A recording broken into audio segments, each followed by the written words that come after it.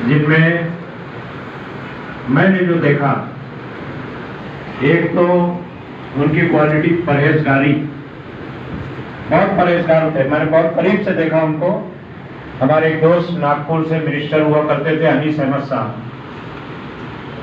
उनके साथ कई मुलाकातें हुई। गालिबन मैं समझता हूँ 2014 या 9 का इलेक्शन था, उस वक्त रमजान का महीना चल रहा था। 1-2 मरतबा उनके घर में तरावी पढ़ने का मौका मिला।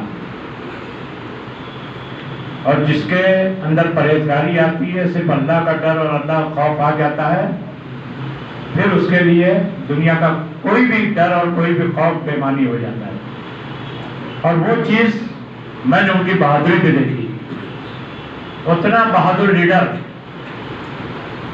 शायद हिंदुस्तान की पॉलिटिक्स में दूसरा कोई रहा होगा। 1-2 बातें मैं बताना चाहूंगा।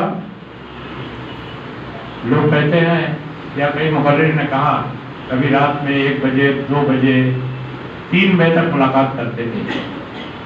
और अनीस अहमद साहब ने मुझको जो बताया कि हमेशा वो जो है तहज्जुद की नमाज पढ़ा करते थे और उसके बाद फजर तक जाग के फजर की नमाज पढ़ के सोते थे और फिर 11-12 बजे जो है निकलते थे अपने काम के लिए।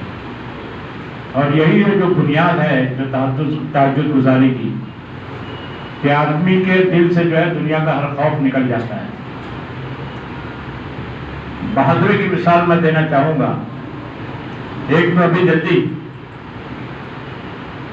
उनका जो राज्यसभा का इलेक्शन था, आप सभी लोग जानते हैं कि पूरा हिंदुस्तान जो एक थोड़ा सा भी अगर उसके अंदर पॉलिटिकल सेंस होगा या पॉलिटिकल सियासी कीड़ा होगा, मैं कहूंगा, वो भी पूरा रात बैठ के देख रहा था टीवी पे।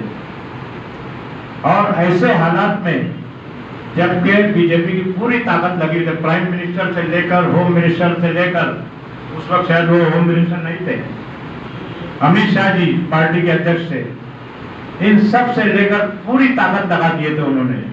और पैसे का खरीद और फरोख्त का ऐसा बाजार लगा हुआ था, उसके बीच में से अहमद पटेल ने जो सीट निकाला है, वो उनकी बहादुरी की एक मिसाल है।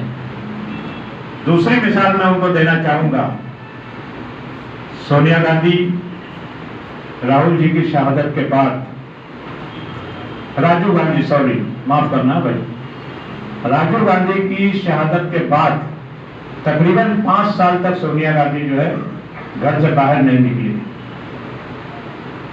इन लीडरान के इसरार पर सोनिया गांधी ने तकरीबन गालिबन मैं समझता हूँ 97 और 98 करीब जो है कांग्रेस की सदारत संभाली थी उन्होंने।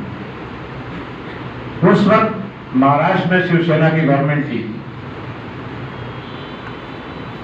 और 1999 का इलेक्शन लगा था।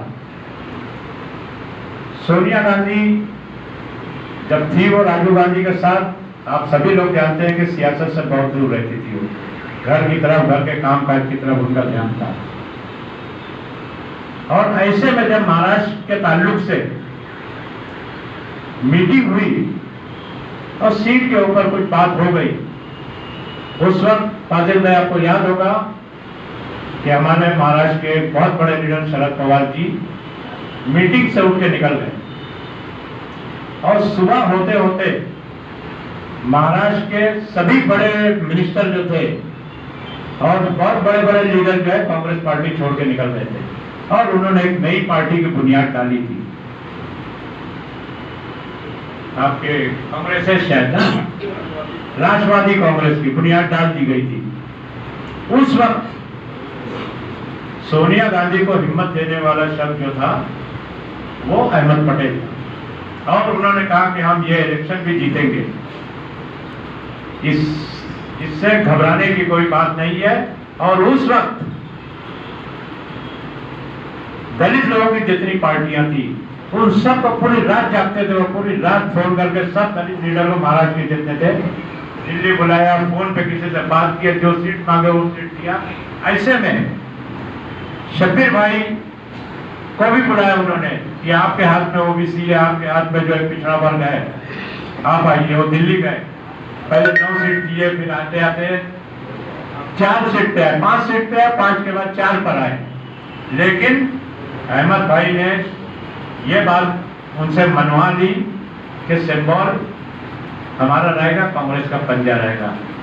और अल्लाह का करम देखिए कि जो इलेक्शन होता है कांग्रेस पार्टी के काफी आते हैं, मेजोरिटी नहीं मिलती है, और शरद पवार को उन्होंने फिर तैयार किया कि आप और कांग्रेस, राष्ट्रवादी कांग्रेस और कांग्रेस ने मिलकर हुकूमत बनाए। ऐसे वक्त पे जो उनकी हिम्मत थी वो काबिल तारीफ है।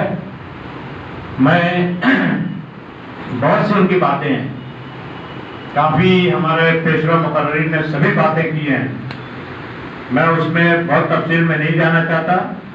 लेकिन एक शख्स जो है 28 साल की उम्र में लोकसभा में चुन के आता है,